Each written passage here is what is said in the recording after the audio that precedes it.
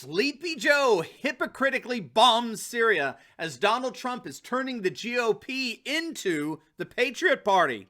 In this video, we're going to take a look at the latest military intervention in Syria, how Biden's hypocrisy is being widely mocked as a result, and how President Trump is effectively transforming the Republican Party into a MAGA-centered, nationalist-populist Patriot Party. You are not going to want to miss this. Greetings, everyone. Dr. Steve here with you. Wonderful to be with you as always. We're here to give you each and every single day conservative hope in the midst of these turbulent times, helping you to think better so you can feel better. So you know what to do if you haven't already done so. Come on now. Just make sure to smack that bell and subscribe button. We would love to have you as a regular part of this channel. Also, we've got some alt tech links down below for you Rumble fans. Make sure to click on that link below to subscribe to our brand new Rumble channel. Help us to get to 100,000 subscribers. We're almost there. And for you Parler fans, make sure to click on the link below and subscribe to my Parler channel. And let's together support the return of this wonderful alt tech site. Before we begin, how would you like to make blackouts a thing of the past? Well, now you can with what are called power light bulbs. They're really amazing. Get this. These are light bulbs that light up automatically in the event of a power outage. I'm not kidding. Power light bulbs eliminates blackouts from your life forever. And it gives you peace of mind during an emergency or a natural disaster. They work like normal light bulbs, but they're self-charging. So they have a backup emergency battery that automatically keeps your house lit when a power outage is detected. It's really pretty amazing stuff. All you got to do is click on that link below and you'll get the power light bulb for up to 67% off, or just go to their website at powerlightbulb.com. That's powerlightbulb.com, and eliminate blackouts from your life today. All right, gang, let's dive right in here. Well, that didn't take long. I mean, just a month in office and Biden's already bombing the world. As I'm sure most of you know, it's been reported that the U.S. military has carried out an airstrike targeting a building in eastern Syria linked to an Iran-backed militia, the first military action undertaken by the Sleepy Joe administration. The Pentagon said that the strike was ordered in response to attacks against U.S. and coalition personnel in Iraq.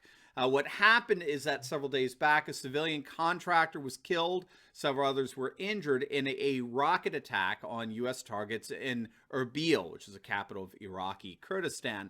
And so in retaliation, the U.S. strike in Syria was reported to have destroyed multiple facilities used by Iranian-backed Iraqi militant groups. At the moment, still unclear how many people have been killed as a result of the attack. It does appear that the number's around 17 pro-Iranian fighters, and other human rights organizations reporting 22 deaths, and that number could rise. The Russian Federation, which is heavily involved in the Syrian conflict, they're decisively on the side of President Assad. They're not happy with these strikes. Russian Foreign Minister Sergei Lavrov complained that the U.S. informed Russia the planned military strike just 4 or 5 minutes before it happened. In other words, the notice was given when the strike was already being carried out. And Lavrov took the occasion to remind the American forces that they should mind their place in the region because they are technically in the region illegally. Remember, Russia is in the region because President Bashar al-Assad requested Russian presence. America just simply asserted itself in the region to temper growing Iranian influence in the Middle East. Russia, at this point, doesn't seem to care about Iranian influence, so they're not butting heads the way the U.S. and Iran are at the moment. Now, one of the stranger elements of this breaking story is how Kamala Harris was apparently completely dissed in the process of this strike. Jack Posobiec over at One American News is reporting that Harris wasn't even notified of the strikes and was kept completely out of the loop. And apparently she's not happy about it. And Don Trump Jr., God bless him, he had the best follow-up to that. He asked, was Joe Biden informed? was Sleepy Joe informed? I mean, obviously we'll have to see how things shake out with Kamala, especially since she thinks she's going to be the first female president in the not-so-distant future. And not only was Harris dissed in all of this, but we're finding that Democrats have a very different standard for military strikes when Democrats do it than when President Trump did it, who did a pretty darn good job of keeping us out of any new military conflicts. Fox is reporting on past Twitter messages from Biden's press secretary, Jen Psaki, the one who keeps promising to circle back on virtually any question above a fourth grade level. Back in 2017, Psaki questioned whether Trump had any military authority to launch a strike in Syria. She tweeted out, "Assad is a brutal dictator, but Syria is a sovereign country." In other words, just because Assad may be a bad dude doesn't give the U.S. the right to bomb a sovereign nation. And the irony of the tweet was not lost on the Twitter universe. One user wrote, "Hey girl, guessing you circle back to this one, huh?"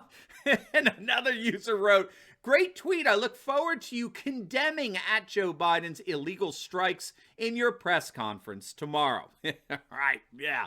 None of us are going to be holding our breath for that, that's for sure. But the irony of ironies is that we don't need to go back to Psaki's ridiculous tweets to see the hypocrisy in all of this. We can simply go back to Biden's own words and see his own hypocrisy firsthand. In a tweet from 2019, Biden wrote, "Trump's erratic, impulsive actions are the last thing we need as commander-in-chief. No president should order a military strike without fully understanding the consequences. We don't need another war in the Middle East, but Trump's actions toward Iran only make that more likely." Now, keep in mind, this was in response to a military strike that Trump was poised to make against Iran, but called it off after his military advisors informed him of the estimated casualties.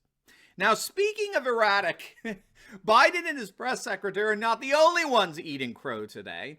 Democrats as a whole are mum over the strikes, even though you couldn't shut them up when it came to President Trump doing it. J.D. Rucker caught this well in his tweet. "Democrats under Trump, what is the illegal authority for airstrikes?" On Syria, of course. Democrats under Biden, awkward silence. I mean, awkward silence is an understatement, right? How should we make sense of this? Well, as far as I'm concerned, what made Trump so refreshing and so exciting was that he interrupted or disrupted the previous neocon love for military invention in the life of other nations. Now, it wasn't a perfect record on Trump's part, but at the very least, from a longitudinal perspective, Trump represented a radical disruption of the Bush, Cheney, Bolton war machine that the neocon GOP had become. Biden is just continuing the Clinton-Obama neoliberal era of military intervention. He doesn't represent a change in the least. Far from a disruption, Biden is a reconstitution of the very Obama-era military interventions that Trump largely disrupted. So Democrats are beyond hypocritical in all of this. And it just goes to show that war itself has been radically politicized by the swamp rats in D.C. Now, talking about disruption, I think we're going to be seeing an amazing speech this weekend at CPAC from none other than the one and only Donald J. Trump. But before we dive into that, I've got a free gift for you. It's our brand new alt-tech directory guide called The New Conservative Survival Guide to Big Tech Censorship, which you can get absolutely free simply by clicking on the link below. This is a guide that's going to give you all the alternative social media sites that you can go to that have all your favorite independent content creators, but without any of the censorship that we've been exposed to by big tech. It's also going to give you insights, this is my favorite part, into what scholars are calling an emerging post-Google age. It's absolutely free as an ebook download, and it's yours by simply clicking on the link below in the pinned comment section. It's my gift to you. All right, so President Trump is scheduled to be speaking at CPAC, the Conservative Political Action Committee, this Sunday afternoon in Florida. It'll be his first major address and public appearance since January 6th. And already it's being recognized by pundits that Trump is about to solidify the GOP around himself, and he will formally pronounce that this weekend. As the Palmieri report puts it, we already know that Trump is going to take on the rhinos in the Republican Party. We already know he's going to take on Joe Biden's radical agenda. And even if Trump doesn't end up running himself in 2024, he will be the kingmaker. Republicans are already trying to run as close to Trump as possible. Even Republican Senate leader Mitch McConnell is admitting that he will indeed support Trump if he runs again in 2024. And as I'm reading all of this, I'm realizing the question we put forward several weeks back, is it time to start a third party or should we primary the rhinos out of the GOP? I'm realizing that that is fast becoming a false dichotomy.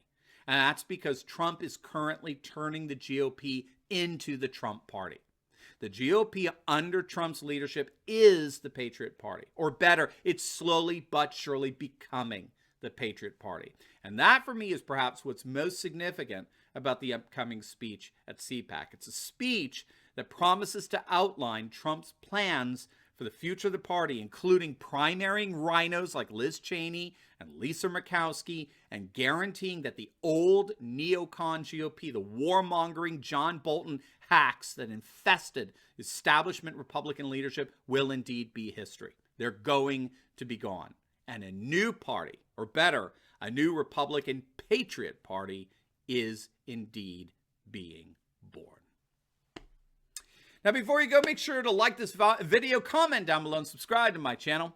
And you'll definitely want to check out my latest video. I just uploaded it. It's on how India and Australia are cracking down on big tech as 5 Oregon counties vote to secede. You're not going to want to miss it. So make sure to click on the link, and I will see you over there. God bless.